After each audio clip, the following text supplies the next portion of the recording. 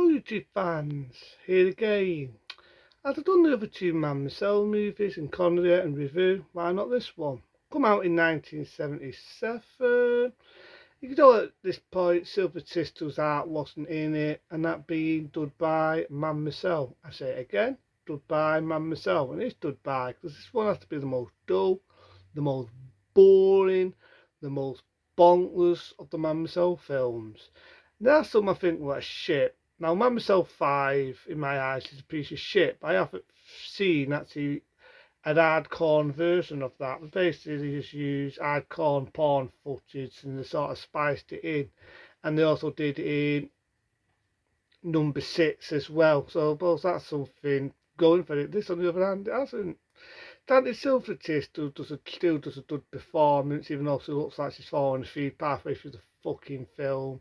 And there's bits where they have a bonky scene on water, which just comes across being fucking laughable. And I do appreciate they bring back the original husband, the one from Man Myself 2, comes back as the husband, I should say. But compared to number 1, compared to number 2, it's a poor fest. I cannot lie. I do know the island where they filmed done by Man myself. Tony Blair, when he was our Prime Minister, him and his missus, and when they was the boys were kids, went on the holiday in the same place where they filmed, done by Man myself. Bit of history. Anyway, let's go with the bloody film. I'm giving everybody a bloody history lesson. Why not? Why not? So let's get on to Bonkers done by Man myself. Because so what I think of it when I'm watching it.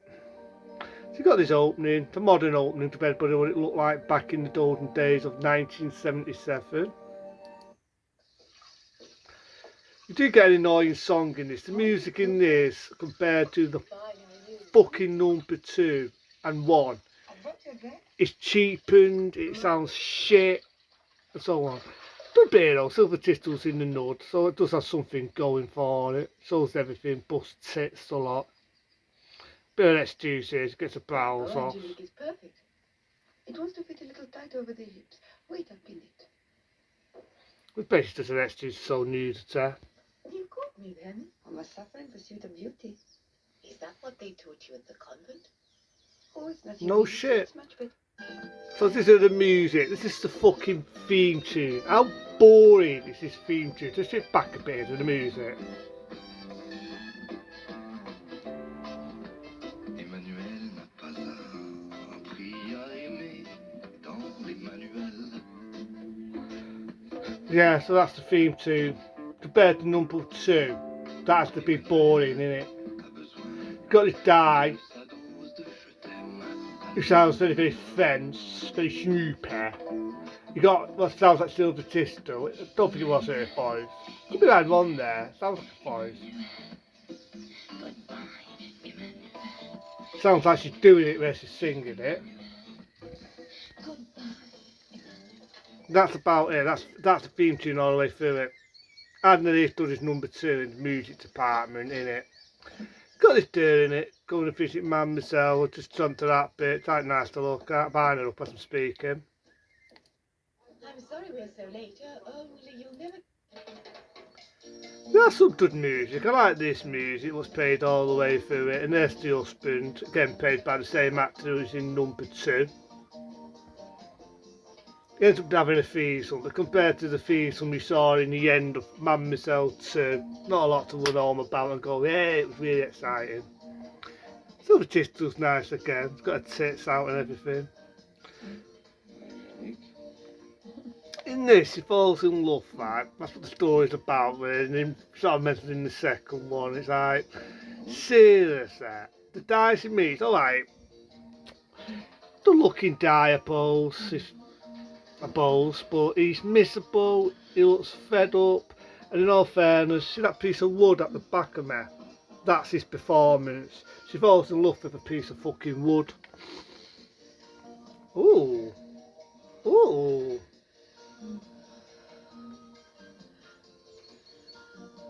Better skip it there, but the Bonky's not a lot to run home about, a little bit, that's like nice to watch. But at the end of the fucking day, I mean, it's got beautiful scenery in it, like most of the Man myself films. The scenery is beautiful. That's nice water.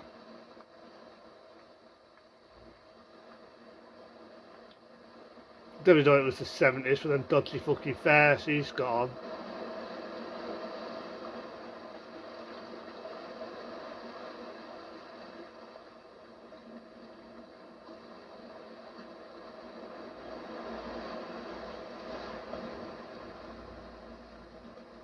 Oh, that's the bit where I think. Yeah, that's where he beats that piece of wood. Dodgy 70s film camera. Looks like he's selling a new fucking modern film camera.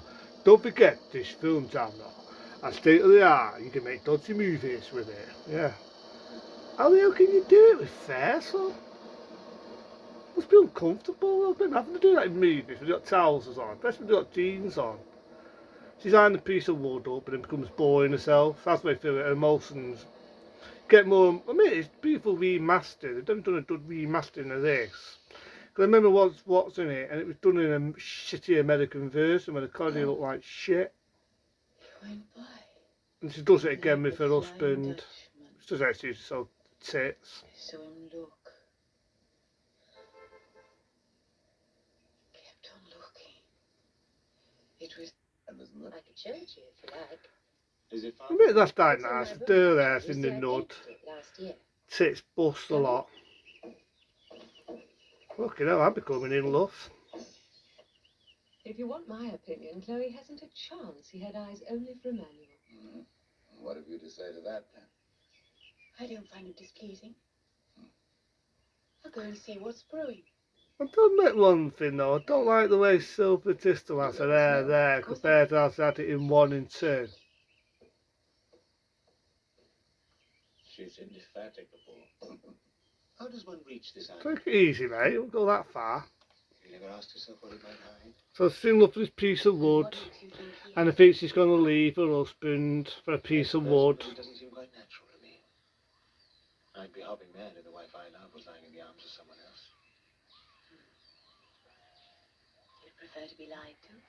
I don't admit though, this is one where Silver Tistel does strip off a lot on it. But it's not in the movie, she does have her tits out, her busts out a lot. But the film is just so fucking bonkers. Compared to number 2, she's doing it with a diamond tattoo, she's doing it with a woman, she's doing it with her husband, she's having a threesome, she's doing it here, she's doing it there, she's doing it for the love of doing it. In this, it feels more like a fucking drama. Tonight. May you expect me again to satisfy your rapacious appetite? You're shocked, huh? I would be shocked if I were in love with you.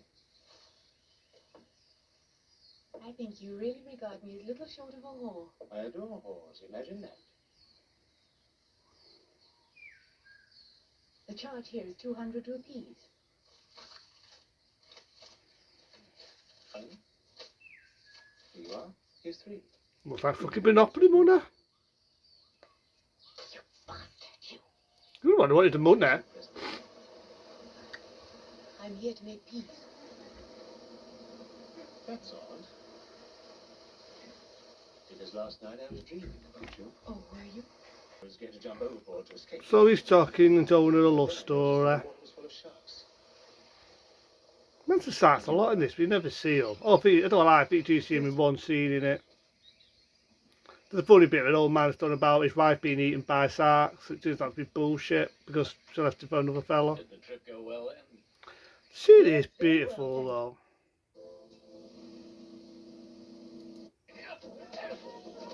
The shittiest fight scene ever in history. Oh, this is it. There's a bit here where they're bonking in water. Sad they can't sell, I don't want to get a naughty letter, but they're doing it on water, and it's so fucking laughable. It's not sexy, it tries to be sexy. That bit it does look like nice, it's got her arms wrapped around him and everything, but there's bits where you can actually Silver Tistel's pissing herself laughing. I'm not making it up, she's literally pissing herself laughing. The water looks fucking cold. There's even, quite nice there though, but yeah, it looks so laughable. You can barely keep still. The freezing the arses off. Not a lot to get excited about. What time? Because hers are leaving, her husband knows what's going on.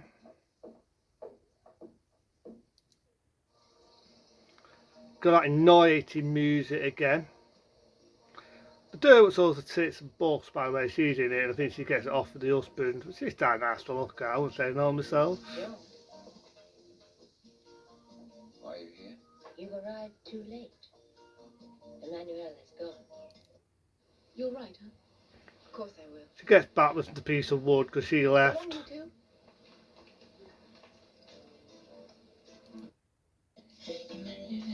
She raves about 500 times that you can make a drinking game out of it. Yeah, we get it, Silver Crystal. This originally is going to be the last one.